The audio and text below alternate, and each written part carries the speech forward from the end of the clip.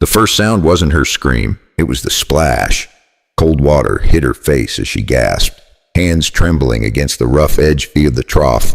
Her torn dress clung to her back, stained with dirt and blood. The sun above the Texas plains burned mercilessly. Flies circled her wounds like they already knew she was too weak to fight. Elias McCrae stood behind her, 52, skin tanned like old leather, his shirt soaked with sweat and guilt. He wasn't her father, he wasn't her husband, but somehow she had ended up on his land, half dead, barely breathing, and no one in town wanted to know how or why. "Hold on," he said quietly. She tried. Her arms shook. Her lips were blue. The water in the trough rippled as her breath faltered. She had been found at sunrise by the fence line, beaten, barefoot, left for dead. Some said she was a runaway. Others whispered she was cursed. But when Elias lifted her from the dust, something inside him broke. He had seen dying cattle, starving men, and burned houses, yet never had he seen eyes that empty. He poured water over her shoulders, washing the blood away. The sound of it was soft, almost tender, and for the first time that morning, she moved. Her fingers gripped the wood tighter, refusing to let go. It was as if her body was begging the earth not to forget her. The ranch was silent except for the wind. No one came to help. No one dared. Elias looked at the horizon, at the long road that led back to the town of Mobeetie. He knew the men who did this, men with boots polished by fear. Not dust, men who laughed when women screamed. He clenched his jaw, knowing that if she lived, they would come again. The girl tried to speak. Her voice was a whisper. "Why me?" He didn't answer. Not yet. He dipped a cloth into the water and pressed it to her face. She winced, but didn't pull away. Her eyes met his, full of terror and something else. A question. She was 25, maybe. A stranger with no name anyone cared to remember. But Elias saw something different beneath the bruises, beneath the dirt. Something that refused to die. The sun climbed higher, painting the plains gold. Her breathing steadied. The water turned red 3 times a day. That's how often he would clean her wounds before the fever broke. Before she spoke her name again. Before history itself would change because of what one rancher decided to do with a broken woman and a wooden trough. But right now, she was still shaking, still trapped between life and death, still wondering if kindness was just another trick. Elias watched her closely, his hand steady, his heart not. And as the wind howled across the open land, one question hung heavy in the air. Was he saving her life, or was he saving his own soul? The sun had already burned half the sky when Elias carried her inside. The small cabin smelled of cedar smoke and horse sweat. He laid her down on the cot near the window where the light fell soft and warm. She was barely awake, whispering words he couldn't catch. Maybe a prayer, maybe a name. He poured a tin cup of water. Holding it close to her lips, she flinched at first, then drank like someone who hadn't tasted mercy in years. He watched the dirt wash off her face, one drop at a time. The bruises looked worse in the daylight, but at least she was breathing. 3 times a day, that's what he told himself. But on the 4th day, he forgot the midday meal. Clara sat by the window, holding her stomach and staring at the endless field. When he came running back with a steaming bowl, his hand burned as the soup spilled. "I'm sorry," he said, out of breath. She smiled for the first time. "It's all right," she whispered. "You remembered twice. That's already more than anyone ever did. Morning to clean her wounds, afternoon to feed her, night to keep the fever from stealing her away." He wasn't a doctor, just a rancher with rough hands and a quiet house. But something about this girl made him careful, made him gentle in a way he hadn't been since his wife passed. Every time he touched her skin, he did it like the world might break if he pressed too hard. Outside, the wind rattled the barn door. The horses stomped, uneasy. Coyotes had been circling the hills again. Maybe they smelled blood, maybe they smelled guilt. Elias didn't care. He only cared that she opened her eyes again, when she finally did. It startled him.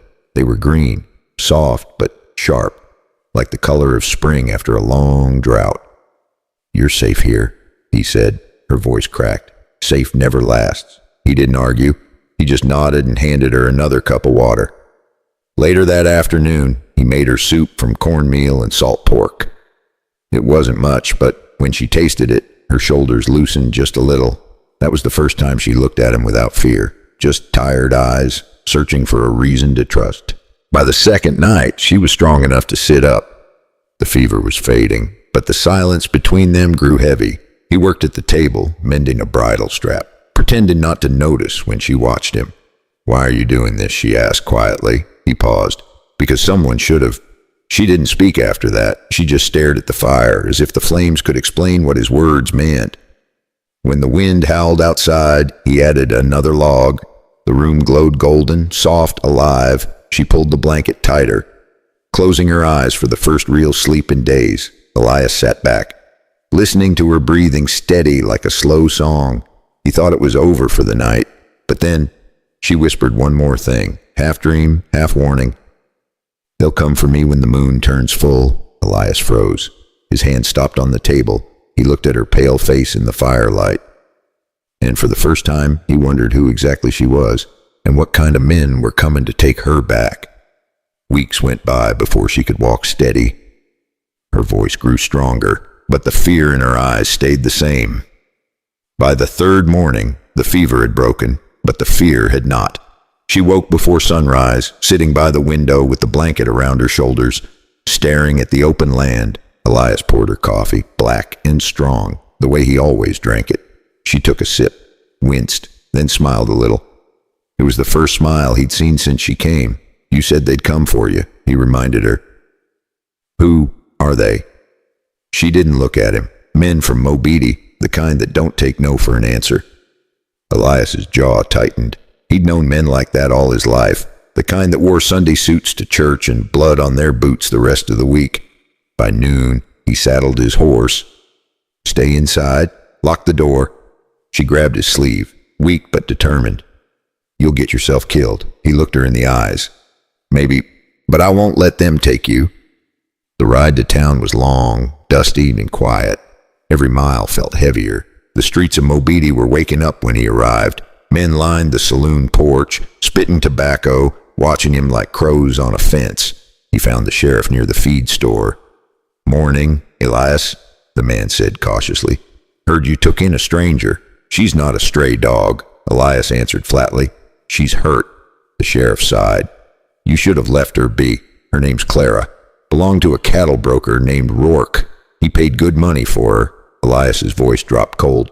"You don't pay for people." The town went still. Every head turned, and even the wind stopped to listen. Rourke himself stepped out of the saloon, wiping whiskey from his beard. "Well now, looks like the old rancher grew a spine." Elias didn't reach for his gun. He just stared him down. "You beat a woman and call it business. You come near my land again and you'll find out what real work feels like." Rourke laughed and spat near his boots, but the hand holding his glass trembled. Later that night, he sent 2 new men from Sweetwater. He doubled the pay and told them, "Make it look like an accident." Rourke laughed, that ugly kind of laugh that makes your skin crawl. "You think you can stand between me and what's mine?" Elias took a slow step forward. "She's not yours, not anymore."